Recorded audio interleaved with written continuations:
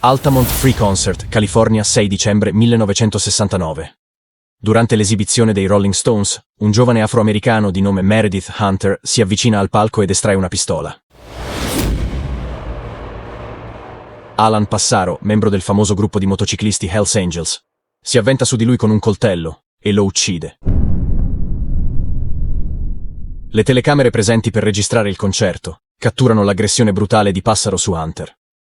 Quello fu il tragico epilogo di uno degli eventi più tristi, violenti e discussi nella storia del rock e per molti rappresenta anche il giorno che segnò la fine della cultura hippie e pacifista degli anni 60. L'idea di organizzare una sorta di Woodstock californiano venne a due membri dei Jefferson Airplane, Dryden e Kaukonen, i quali coinvolsero anche i Grateful Dead e altre band del panorama della West Coast.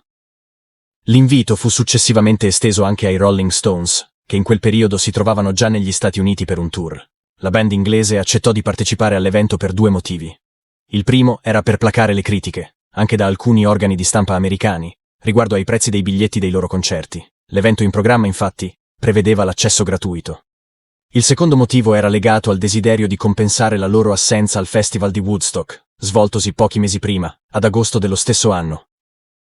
Il giorno prescelto fu il 6 dicembre, ma per varie ragioni, la scelta del luogo dell'evento cambiò diverse volte. L'ultima decisione fu di svolgere la manifestazione presso la pista Sears Point a Sonoma. Tuttavia, a ridosso della data, quando la società proprietaria del sito ricevette la conferma della presenza anche dei Rolling Stones, ritrattò gli accordi, costringendo di fatto gli organizzatori a cercare all'ultimo minuto un'altra sede adeguata. A quel punto, Dick Carter, titolare della pista di Altamont, si fece avanti, e nella notte del 4 dicembre venne confermata la scelta della location, l'Altamont Raceway. Su consiglio dei Grateful Dead e considerando le difficoltà pregresse dei Rolling Stones con la polizia legate alla droga, il management scelse di affidare la sicurezza ai membri del gruppo motociclistico Hells Angels. L'accordo prevedeva la supervisione dei generatori e l'incarico di garantire la sicurezza sul palco durante le performance degli artisti.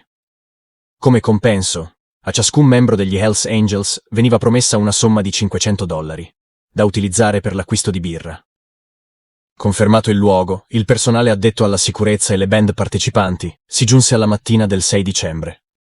La folla radunata era imponente, caratteristica dei grandi eventi. La presenza dei Rolling Stones, la band rock and roll del momento, attirò molti più partecipanti di quelli previsti, con oltre 300.000 giovani presenti.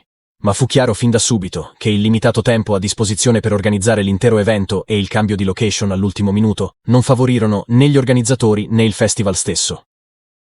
Oltre alla carenza di punti di ristoro, bagni e personale medico insufficiente, il problema principale riguardava soprattutto il palco. Inizialmente concepito per essere collocato sulla cima di un promontorio, venne progettato di piccole dimensioni e con un'altezza di appena 1 metro.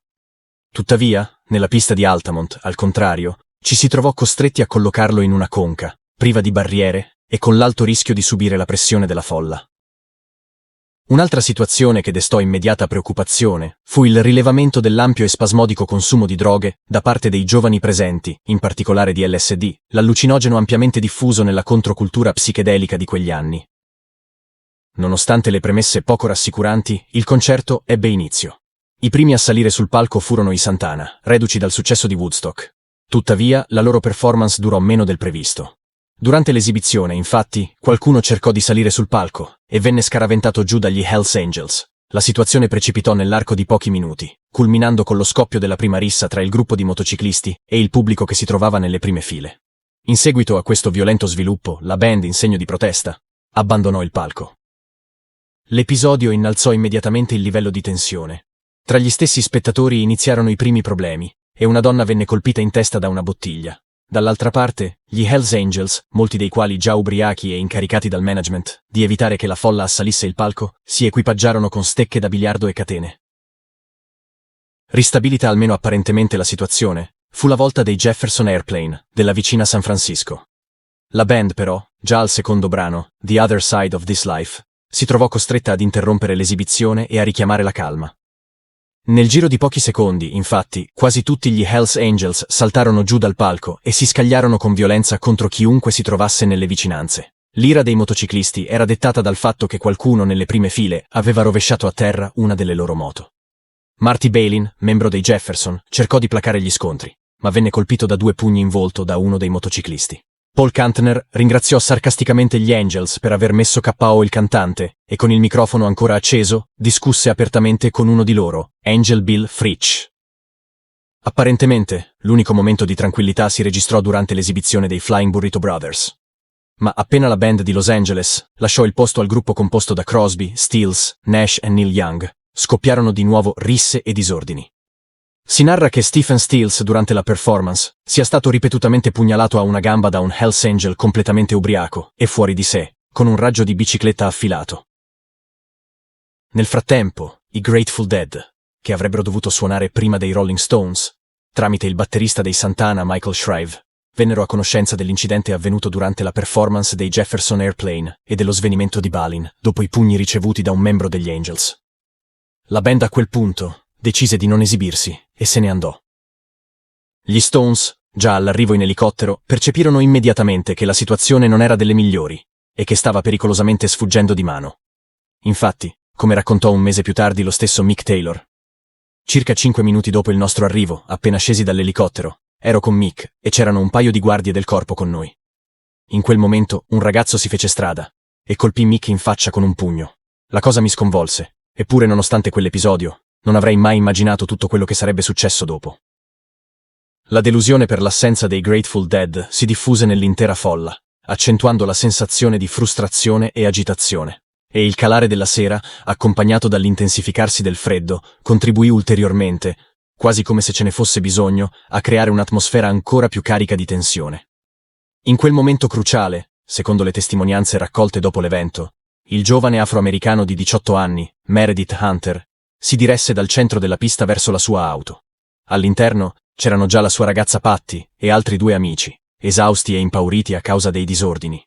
I 3, preoccupati per la situazione, cercarono di convincere Hunter ad andar via e tornare a casa, ma il ragazzo li persuase a restare e a ritornare sotto il palco per assistere al concerto dei Rolling Stones. Ma prima di incamminarsi di nuovo verso il centro della pista, estrasse una pistola dalla sua macchina e quando la fidanzata gli chiese preoccupata: «Perché stai prendendo questa cosa?» Lui rispose, riferendosi agli Hells Angels: «Stanno diventando davvero cattivi, spingono le persone fuori dal palco e picchiano la gente. Questa mi serve solo per proteggermi». Alle 16:30, finalmente, gli Stones salirono sul palco. E come prevedibile, la folla, praticamente fuori controllo, si alzò e iniziò a spingere per avvicinarsi il più possibile. Ciò portò i ragazzi nelle prime file praticamente ancora più a ridosso del piccolo palco, già quasi completamente riempito da Hells Angels, Stones e altri membri dello staff. La band fece il suo debutto al festival con la canzone Jumpin' Jack Flash, ma già al secondo brano, Carol, scoppiò di nuovo il panico. Gli Hells Angels, a quel punto, si riversarono nuovamente sul pubblico per ripristinare l'ordine, ma la tranquillità durò veramente poco. Appena gli Stones iniziarono con il secondo pezzo, Sympathy for the Devil, un'altra rissa, ancora una volta sotto il palco, e questa volta più movimentata di quella precedente, tanto che lo stesso Mick Jagger si trovò costretto a chiedere a Keith Richards e a tutta la band di smettere di suonare. Il cantante cercò in qualche modo di placare la folla e di persuadere il pubblico a mantenere la calma. Il tentativo ebbe successo, ma sul volto dei musicisti si poteva comunque percepire preoccupazione e timore. La band a quel punto riprese a suonare, e nonostante l'atmosfera poco rassicurante, regalò al pubblico una delle migliori esibizioni live della canzone. Il concerto proseguì apparentemente senza ulteriori disordini, ma durante la performance di Under My Thumb accadde la tragedia. A questo punto, 2 degli Hells Angels si scontrarono con Meredith Hunter, che cercò ripetutamente di arrampicarsi su uno degli altoparlanti posizionati di fronte al palco. Uno di loro lo afferrò per i capelli, lo colpì e lo inseguì di nuovo nella folla, dove altri 4 Angels si unirono all'aggressione. Un testimone riferì anche che Hunter fu accoltellato da uno degli Angels in quel momento, prima della pugnalata che fu successivamente ripresa sul filmato. Dopo pochi secondi, Hunter tornò arrabbiato davanti al palco dove, secondo il produttore di Gimme Shelter, Porter Bibb, la ragazza di Hunter lo trovò e gli chiese piangendo di calmarsi e spostarsi più indietro nella folla con lei. Secondo la sua testimonianza, era furioso, irrazionale, sotto l'effetto di sostanze e a malapena in grado di camminare. Rock Scully, associato dei Grateful Dead, notò Hunter nella folla e dichiarò: «Ho visto cosa stava guardando, sembrava fuori di sé, era sotto l'effetto di droghe e aveva intenzioni omicide. Non c'era dubbio nella mia mente che intendesse fare del male a Mick, ai Rolling Stones, o a qualcuno su quel palco. Un altro testimone lo descrisse come abbastanza lucido, sebbene visibilmente sconvolto per la violenza subita. Poco dopo, nel giro di pochi secondi, estrasse una pistola puntandola a mezza altezza, ma alla sua sinistra intervenne Alan Passaro, che con una mano riuscì a far cadere l'arma e con l'altra lo colpì alla schiena con un coltello. Hunter riuscì comunque a rialzarsi, ma su di lui si scagliarono altri Hells Angels che iniziarono a picchiarlo con calci e pugni, affiancati da Passaro. Rivolgendosi al suo aguzzino, il ragazzo disse che non gli voleva sparare, ma Passaro, dopo avergli chiesto per quale motivo allora avesse una pistola con sé, non aspettò nessuna risposta e lo colpì di nuovo con un bidone della spazzatura. Patty, la ragazza di Hunter, presa dal panico e dallo shock, pregò gli Angels di risparmiare al giovane ulteriori violenze, ma la situazione era ormai tragica. Il corpo di Hunter venne lasciato inerme sul terreno e gli Angels, prima di fare ritorno verso il palco, invitarono il pubblico a lasciarlo morire lì. Ignaro di quanto fosse accaduto nel dettaglio, Keith Richards si scagliò verbalmente contro gli Hells Angels, ritenendoli responsabili dell'ennesima violenza. Nel frattempo, alcuni ragazzi riuscirono a portare Hunter nella zona adibita al primo soccorso. Una volta affidato a un dottore, si percepì immediatamente la gravità della situazione. Il ragazzo era svenuto, forse già in coma, presentava 5 ferite da taglio ed ematomi su tutto il corpo. Venne chiamato un elicottero. Quello degli Stones, per motivi burocratici, non fu messo a disposizione. Meredith Hunter morì nel backstage alle 18:20, in attesa dei soccorsi. Gli Stones completarono il concerto e vennero a conoscenza della morte del ragazzo, solo alla fine della loro esibizione, una volta dietro il backstage. Poco più tardi corsero verso il loro elicottero e lasciarono di corsa l'Altamont Raceway.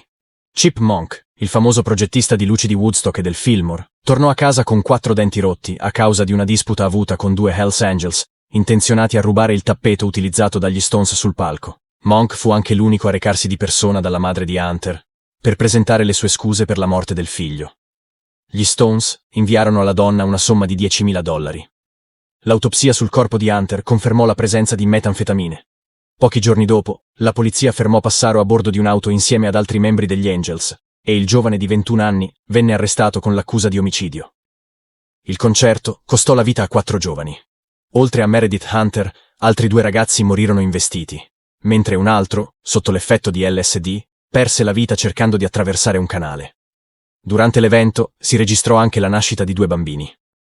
Un anno dopo, nel dicembre del 1970, Alan Passaro venne processato e dopo 12 ore di riunione, la giuria lo dichiarò non colpevole.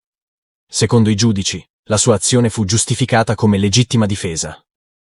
Il 29 marzo 1985, a più di 15 anni dall'omicidio di Hunter, venne ritrovato morto nel lago Anderson con $10.000 in contanti nelle tasche. L'evento di Altamont, con la sua ombra di tragedia e violenza, si configura come un capitolo doloroso nella cronaca della musica, una giornata che ha segnato non solo la fine degli anni 60, ma anche la percezione stessa della cultura rock. In quel contesto carico di tensioni sociali, le ferite aperte dalle tragiche morti e dalla violenza hanno continuato a richiamare l'attenzione su questioni cruciali di sicurezza e responsabilità negli eventi musicali. Altamont è divenuto un simbolo di un'epoca di cambiamenti e riflessioni, lasciandoci una lezione indelebile sulla delicatezza delle dinamiche umane e sulle conseguenze delle scelte sbagliate.